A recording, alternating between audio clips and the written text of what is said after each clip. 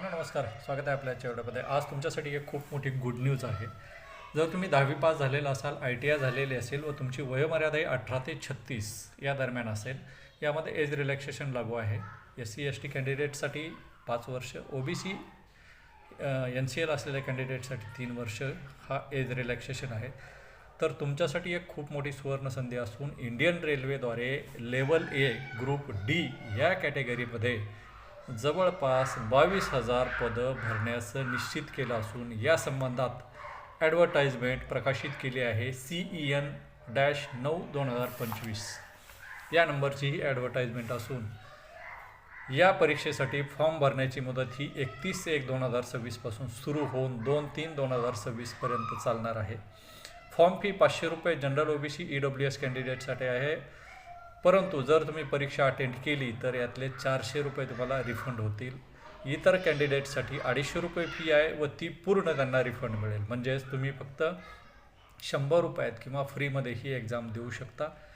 मित्रांनो, पात्र असाल तर लवकरात लवकर अर्ज करा।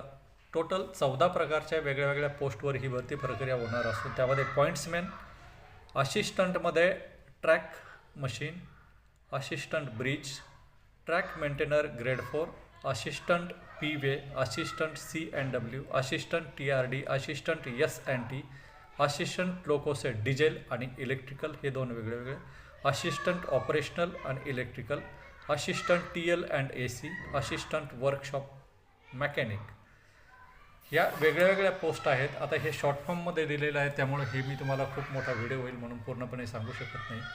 परंतु तुम्ही जर या भरती प्रक्रियेमध्ये सहभागी होणार असाल तर 31 तारखेला फॉर्म भरण्यास सुरुवात होते। तुम्ही फॉर्म जरूर भरा। खूप मोठी भरती आहे। यामध्ये तुम्हाला CBT टेस्ट म्हणजे कम्प्युटर बेस्ड टेस्ट असेल, त्यानंतर तुमची फिजिकल इफिशियन्सी टेस्ट होईल, त्यानंतर डॉक्युमेंट व्हेरिफिकेशन आणि त्यानंतर मेडिकल होईल। तुम्हाला 4 स्तराच्या एक्झाममधून जावं लागेल। जर पात्र असाल तर लवकरात लवकर अर्ज करा। खूप मोठी भरती आहे।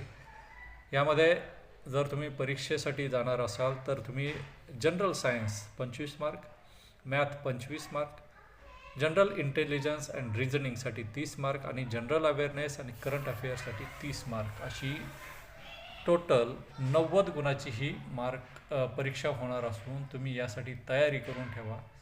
कारण महाराष्ट्रातला नोकरीचा टक्का वाढणं खूप आवश्यक आहे। केंद्राच्या नोकरीमध्ये महाराष्ट्रीयन लोकांचा टक्का खूप कमी आहे।